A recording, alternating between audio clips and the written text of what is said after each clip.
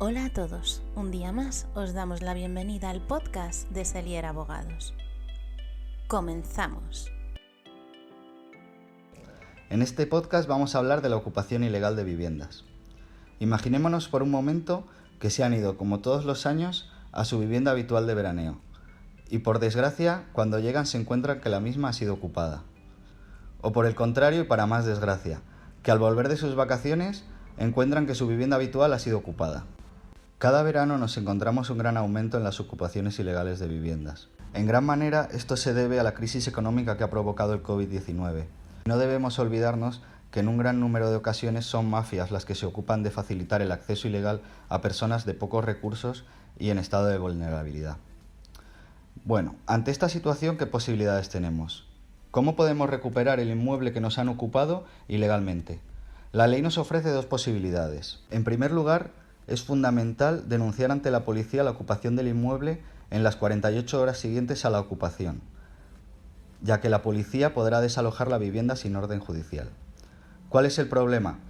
Que normalmente cuando te ocupan un inmueble y tú tienes conocimiento del mismo ya han pasado esas 48 horas, bien porque te has ido fin de semana o te has ido de vacaciones y cuando llegas te encuentras que la vivienda ha sido ocupada y por tanto la policía no puede desalojar el inmueble. Si esto os ocurre, deberéis de presentar una denuncia ante el juzgado de instrucción. En la vía penal, una de las grandes ventajas es que al ser un delito leve, el juez instructor se va a ocupar tanto de la instrucción como del juicio, y esto hace que se acorten los plazos y puedas desalojar a los ocupantes del inmueble en un plazo menor al que sería en el procedimiento civil. Además, la identificación de los ocupantes se realizará por medio de la policía.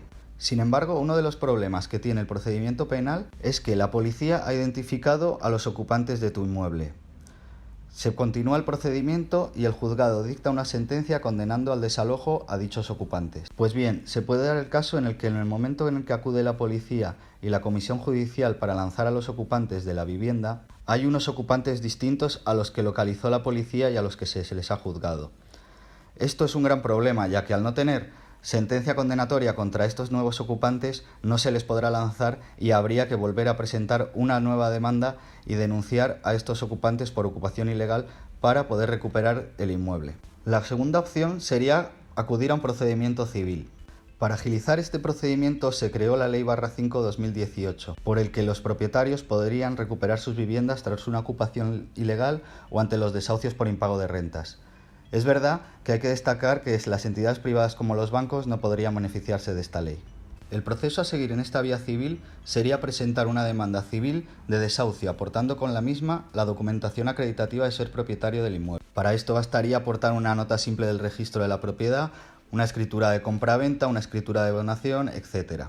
En este procedimiento no hace falta que te ocupes de identificar quiénes son los ocupantes que han ocupado tu vivienda. Puedes perfectamente dirigirla genéricamente contra los desconocidos ocupantes. Y una vez que el juzgado admita a trámite la demanda, los ocupantes serán notificados por 5 días para que acrediten que tienen un título legítimo que les da derecho a permanecer en esta vivienda.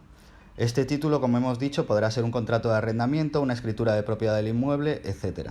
La gran ventaja de esta ley es que en el caso de no acreditar los ocupantes que disponen de ese título, en el plazo de 5 días, el juzgado dictará entonces un auto por el cual se acordará la entrega de la vivienda al demandante y se procederá al desalojo de cualquier ocupante que se encuentre en ese momento en la vivienda.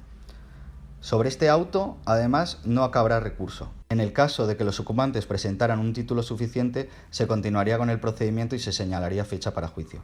Pues bien, desgraciadamente los desahucios express no están funcionando como se esperaba. Sigue siendo cosas de meses ya que los juzgados están desbordados. Además, lamentablemente los ocupantes tienen la lección muy bien aprendida, con lo que hacen es aportar títulos falsos que obligan a llevar el procedimiento a juicio y por tanto a cumplir los mismos plazos que antes de la modificación de la ley. En conclusión, y a mi juicio, y atendiendo a la experiencia en la materia, la vía procesal más adecuada para solventar las ocupaciones ilegales dependerá de las circunstancias del caso, pero siempre será inicialmente más recomendable la vía penal por su rapidez, siempre y cuando exista un comportamiento penal muy claro.